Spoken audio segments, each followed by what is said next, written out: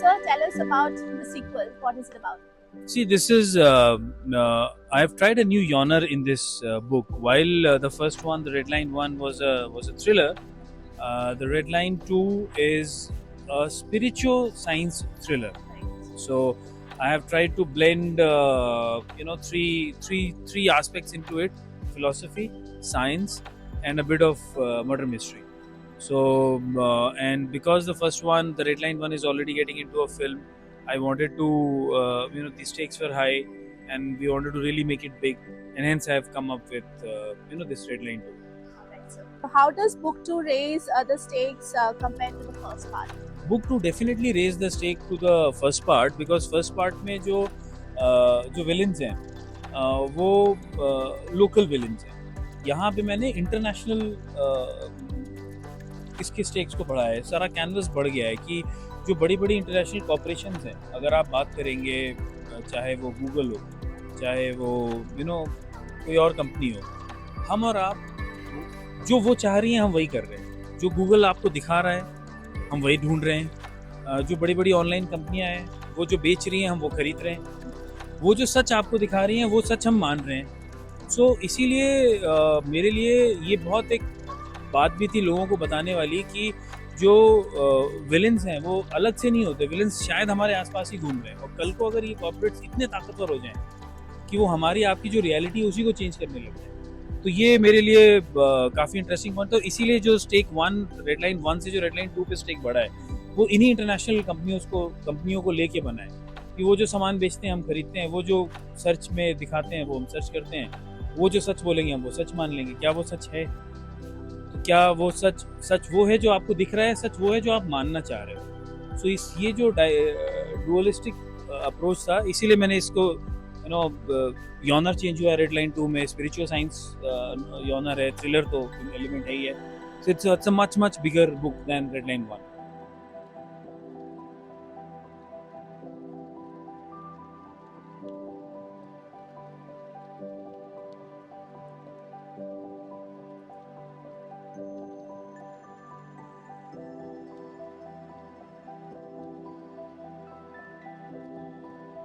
What inspired you to write this book? Very cliche question. So first of all, to write this book, there are multiple inspirations. First one, if I ask, so there is a much gap. I started learning and investing on performance marketing in 2016 onwards. So that was a time where I spent around 1.5 to acquire that knowledge. So, but even after 1 year, there are so much of changes in the algorithms and the UVs of all the metas and Google. It keep on change. So again, you need to acquire the knowledge. But the if I go and acquire also, the people won't explain you how strategies exactly work, because when you will not touch the entire ground with the money and spend, when you not burn your money, you won't know how actually react. So nowadays in our industry, there is no one single book. When I wrote, there is still now you can search. There is no single book available in performance market. All are very expensive video, tutorials, and Udemy courses, and there are so many growth schools. There's multiple. They are selling like anything like 1.5 to minimum 20k to 1.5. So that was the one big thing that why we can't make whatever knowledge we acquired and whatever experience we have. I thought that. So that's a major thing to motivate me to write at the right time. Alright, sir. So, who did you primarily write this book for? Beginners or experienced marketers? Yeah, it's a good question. Actually, I wrote this book for the both intent. So the beginners will overwhelm with all the platforms and attributions. So I deep dived and I explained the funnels, what all the funnels will help, and what are the funnels you need to be for the fulfiller. There is a B2Bs and B2Cs funnels or SaaS funnels are different, and how each interact and what level you need to be. And mostly these beginners will learn each and everything before investing and before burning their money. For them, who already experienced, for them it's already having such knowledge but they don't know why the conversion worked and not worked. So, and on that frame, I discuss the strategies and framework, how they think about and that aspect instead of only scaling up and others. So in both scenarios, beginners and experience, it is the right book for them.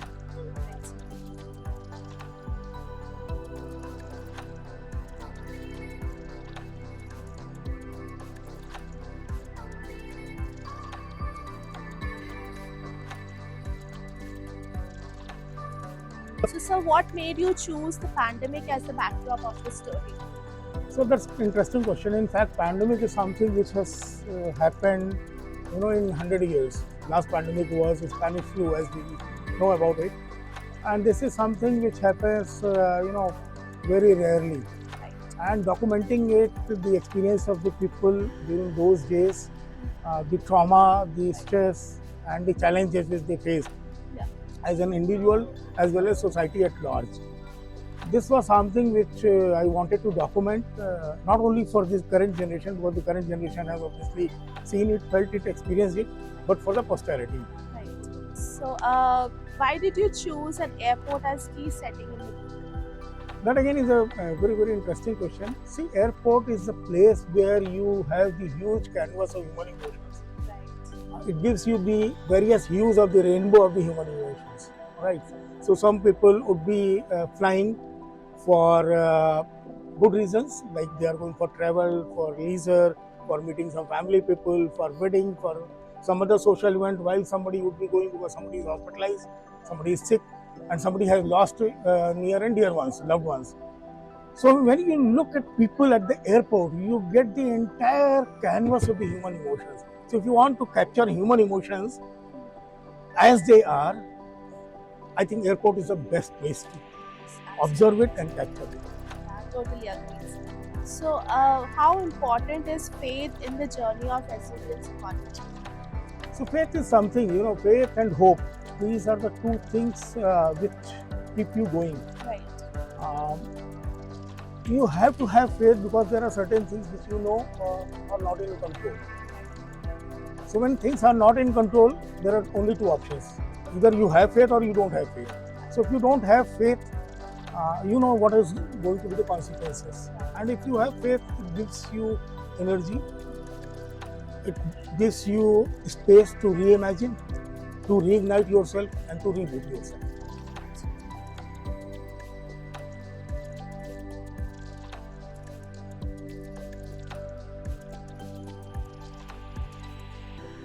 So, ma'am, what does the idea of this book personally mean to you?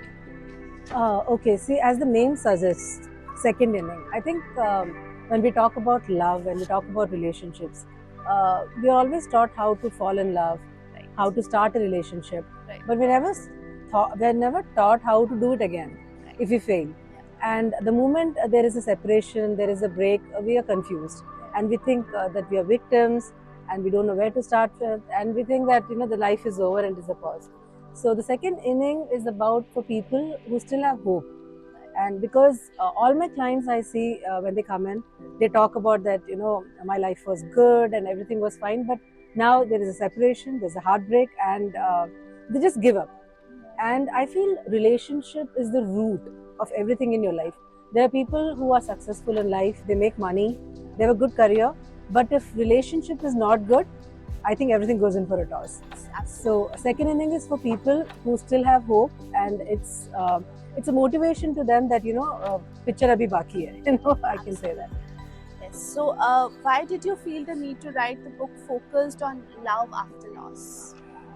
See, because people ideally they stop dreaming, they stop manifesting, and the saddest part is they think that the second time when they have to fall in love, they start with a compromise. They feel that let me set the standards low because the first time it was a failure, so the second time let me not dream too much, so they settle for whatever comes first.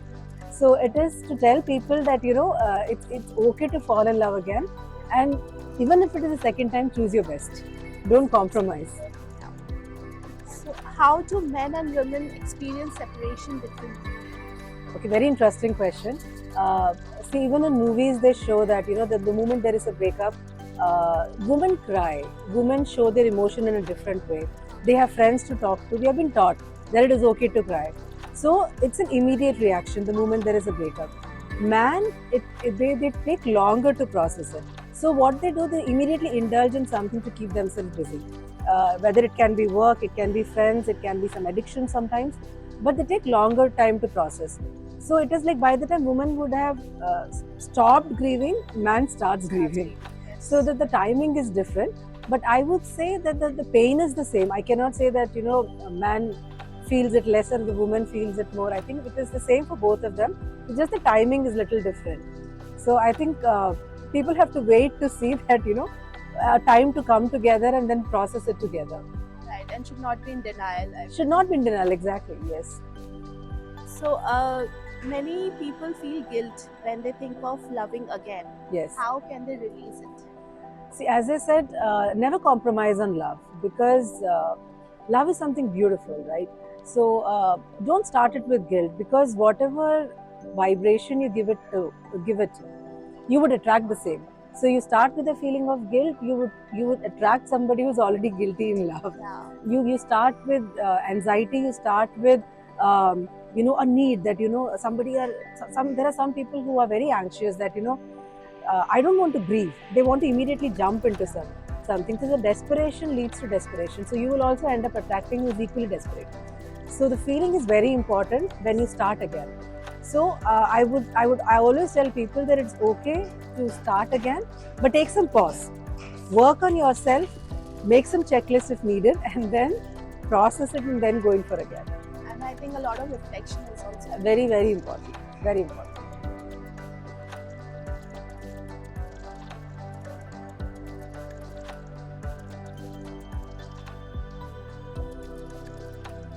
What are some common mistakes you see retail investors making? I can't put a limit to that actually. On a daily basis, when I interact with people, they make a lot of mistakes, right? And if I have to summarize I'll try to, kind of summarize into 3 parts. So I can call it first role, expectations, and kind of emotions. So role is like people don't know whether they are coming as a trader or investor. Trader is like if they are coming for short term, that is trading. If they are coming for a long term, that is investing. So people don't segregate that. वो join करते हैं market को, जब वो short term loss उनका cover नहीं हो पाता, they try to go the long term. So they don't define the role. Second is about expectations. In reality लोगों को लगता है कि स्टॉक मार्केट तो एक जादू की छड़ी है. लाइक उनकी एक्सपेक्टेशंस यही होती है, I want to double my money within a month, इसमें कितना रिटर्न आएगा. They don't treat it as a normal class, as I said, like जैसे बाकी एसेट क्लास है. इंडिया में they have a very wrong kind of expectations from the stock market. And third is all about emotions.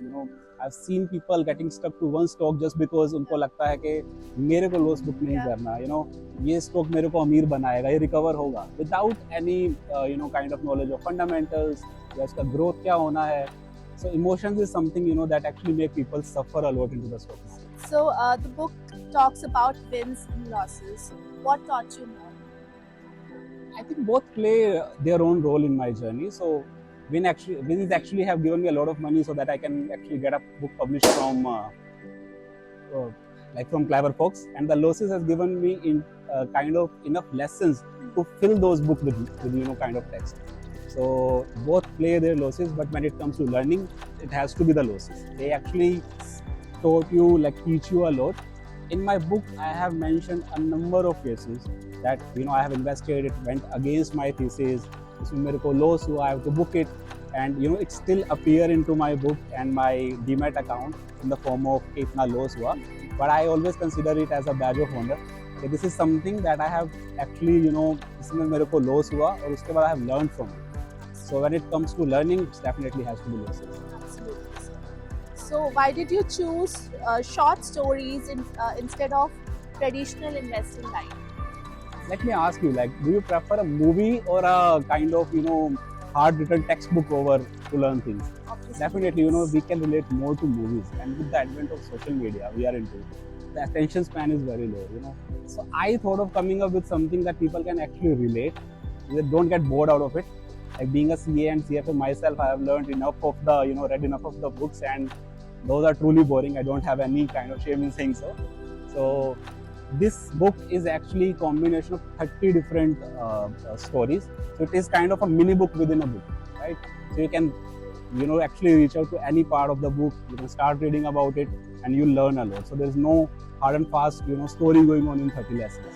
So that is personally, I think, something relatability is the key factor that actually led me to storytelling in these books.